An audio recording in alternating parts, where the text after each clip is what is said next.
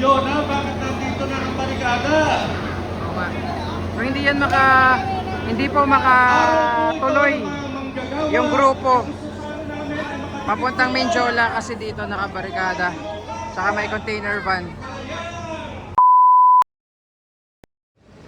Okay, dito tayo ngayon sa kahabaan po ng Recto Avenue. Inaabangan natin yung panibagong grupo na magmamarcha po dito, no? And ayan. Ayan na yung ating mga kapulisan. Naghahanda na po sa pagdating nung panibagong grupo po na magmamarcha. So sila po ay galing ng eskolta papunta dito. Ito yung ating mga kapulisan. Nagbabantay na dito. Kung hindi ako nagkakamali, yun po ay grupo ng Maisog, iba't ibang labor sector, gaya ng Aglo, tsaka grupo po ni Nakong Leviste doon sa may Liwasan. So inaantay natin, time check tayo, 2:44 po ng hapon. Yan. So most likely hindi rin yan makakatuloy patungong Menjola kasi as you can see, no, merong barbed wires tsaka mga container van na nakaharang dito.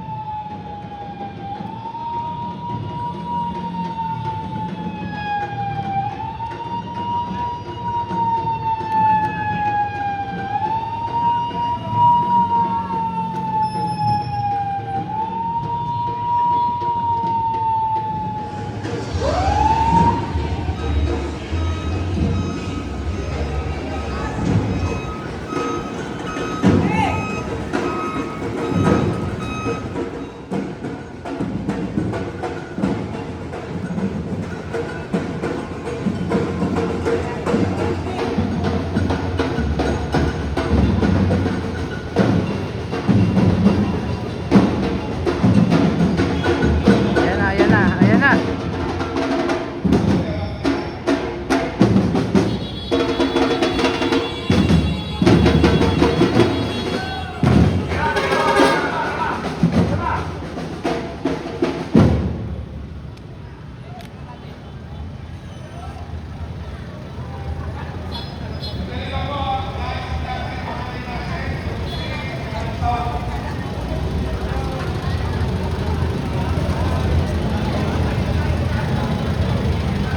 Nakarating na nga tayo mga sundalo sa Menjola kung saan tingnan nyo naman Mga kasama kapulisan, kami po ay magpuprograma lamang at walang kaming gulong gagawin.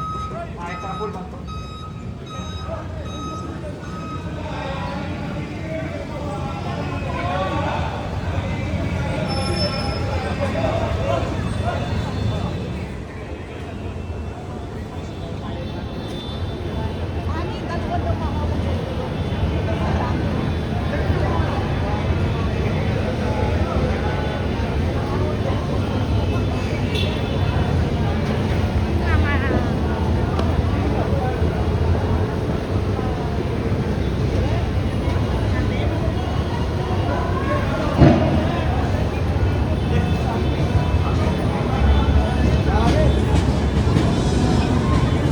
Ayan na, biglang dami.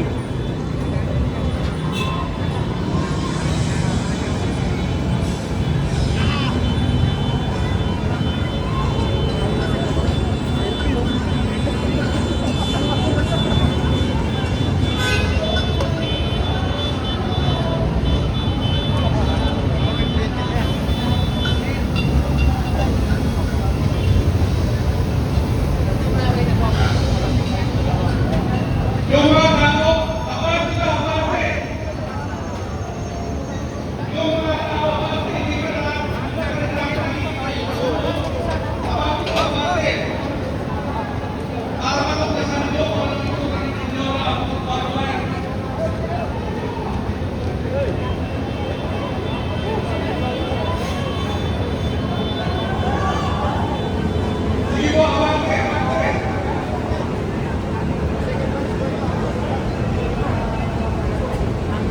Guys, lagay mo ka dyan.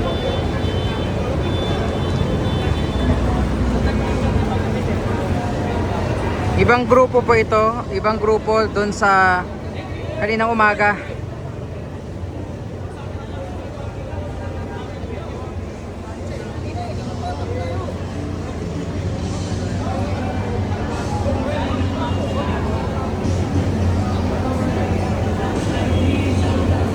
Mindona.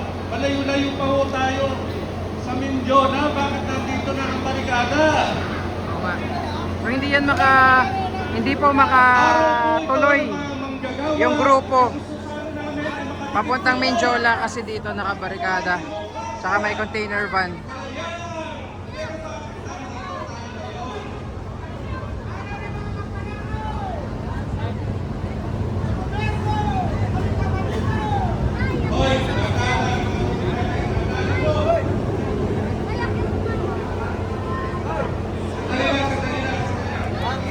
Next, taasan mo yung quad mo.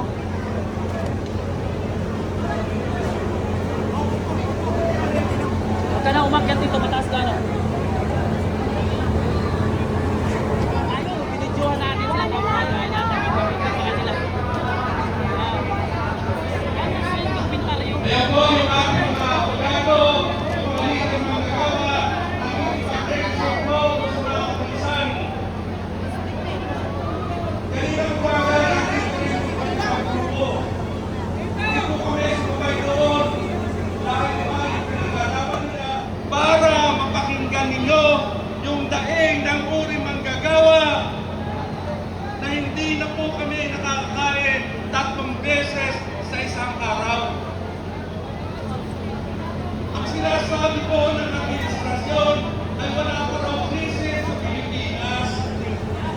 Kung maaari wala ng krisis sa Pilipinas, todo-todo na po, hindi na nila makontrol yung taas ng mga presyo ng bilihin, hindi nila makontrol yung pagtaas ng langis.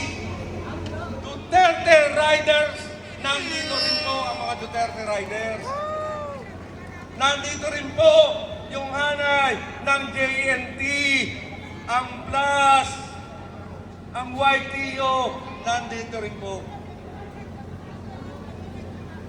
Lalong-lalo na rin po ang todo-todo ang pagsuporta ng hakbang na maisog sa NCR. Palakpakan po natin ang hakbang na maisog NCR. Lalong-lalo na yung galing sa Region 3, Bataan, galing sa Region 4A, at sa iba-ibang lalawigan, karating ng Metro Manila. Binabati din po namin ang mga kasamahan natin na mga Muslim na galing pa sa Mindanao. Mabuhay!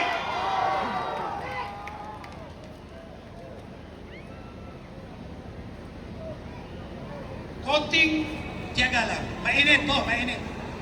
Pero kasama po yan sa pagkikibaka sapagkat marami pa tayong maharapin na pagkikibaka. Kaya itong araw na ito, panimula lang po ito. Panimula lang. Alam niyo po, ito ibabalita ko na sa inyo para matuwa naman kayo. In-interview ako ng JME kanina doon. Bago tayo umalis, umikot po na sila yung mga reporter. Alam mo ang unang tanong sa akin, attorney, ano bang grupo ito? Sabi ko, ito ay isang federasyon, asosasyon ng mga manggagawa dito sa atin. Eh bakit pa may mga maisog yan? Sabi ko, talagang kasama namin yan sapagkat sumusuporta po yan sa advokasya sa mga manggagawa na matagal nang naghihirap at hindi asikaso pinapansin itong ating pamahalaan. Isa pa, ito baka sabihin nyo nagbubuhat tayo ng sariling bangko. Sabi ng taga GMA, yan, makikinig sila, baka nandito yan. Diba? Sa dami ko nang kinukover na Mayo 1, Arong Manggagawa, dito lang ako nakakita ng ganito karami at ganito kaorganisado. Kaya mga kasama, palakpakan natin ang ating mga sarili.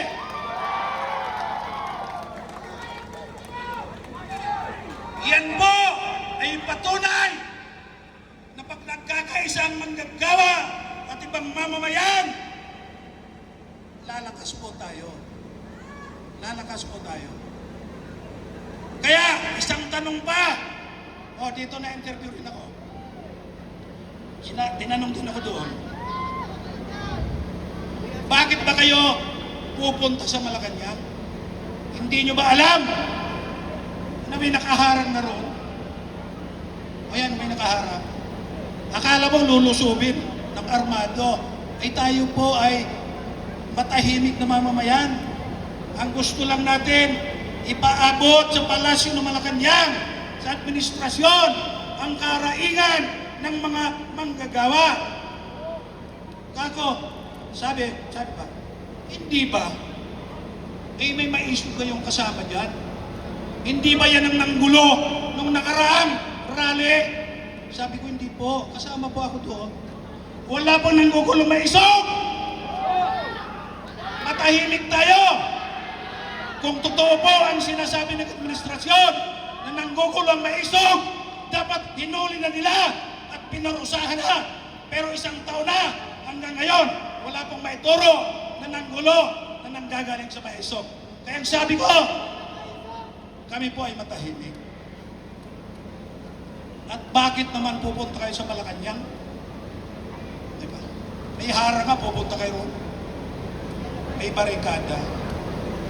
Sabi ko, kikita niyo yung barikada, oh. May 1 kilometro ho ba yan? Galing sa Malacanang? Ako, hindi pa naman natanda. Sanay ko sa rally. Nakumpisa ko mag-rally. Walang ganitong klaseng barikada rito. Ang barikada nandoon sa Mindula. Kauna-una ang pagkakataon na inaharang tayo nitong gobyerno ito. Nag-ibig sabihin, mga kasama, takot na itong administrasyon ito sa mga mamamayan at lalong-lalo na sa mga manggagawa. Ganyan, mga kasama.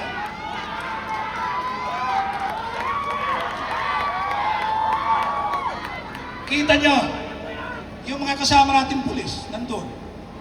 Diba? Usap kami kanina. Sabi ko, kami naman sanay sa rally. Hindi kami nanggugulo. Payagan nyo lang kaming ipaabot ang aming mensahe. Kami ay magdi-disperse ng mapayapa mamaya. Ilan ho bang speakers ninyo? Sabi ko initially 8. Pero kako, nung makita na marami itong nagrarally, may mga tumatawag sa organizers namin. Baka raw, gustong pumunta rito at magsalita rin. Alam mo, sabi ko, hindi na namin pinayagan. Sapagkat malamang sa malamang, yung oras na nandito tayo, kulang yan para sa mga manggagawa. Kaya tayo na lang magsasalita. Kasama natin yung mga taga-maisog.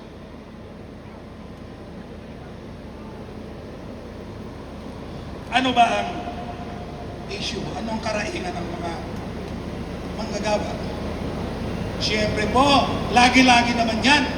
Kailan ba guminawa ang buhay ng mga manggagawa? Kahit kailan, hindi. Pero sa panahon nitong administration itong si Marcos, lalo tayong naghihirap. Okay. Bakit? Kamo, tignan niyo yung ginagawa nila. Matagal na akong leader manggagawa. Isa pa, sasabihin ko sa inyo, ito lang ang Mayo 1 na hindi inimbita at nagkaroon ng seremonya sa Malacanang. Umpisa pa doon sa kauna-unang presidente.